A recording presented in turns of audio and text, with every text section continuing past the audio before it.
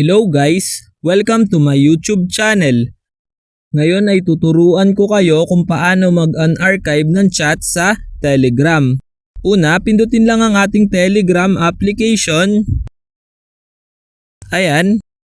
Kung mapapansin nyo, itong nakasulat na archive chats. Ito, pindutin lang natin yung archive chats. Ayan. Then kapag napindot na natin itong archive chats, ayan, ito yung mga ni-archive natin na chat. Ayan. Halimbawa sa akin itong 4 na to, in-archive ko siya. So, paano nga ba natin ito aalisin dito sa archive chat itong mga message na ito? Ang gagawin nyo lang is ilolong press nyo lang, halimbawa ito. Then, makikita nyo itong 3 dots sa upper part sa right side.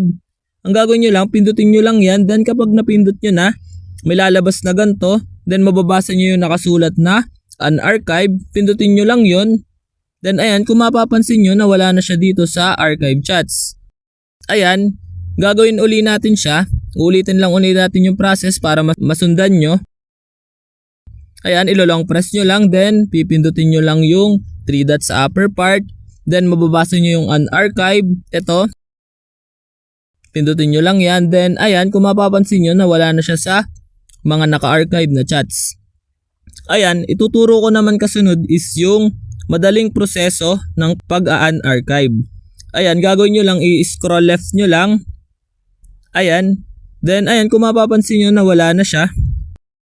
Ayan, ito yung madaling paraan. Ang gagawin natin is, uulitin lang uli natin. Then ayan, kung mapapansin nyo na wala na yung in-archive natin na chats.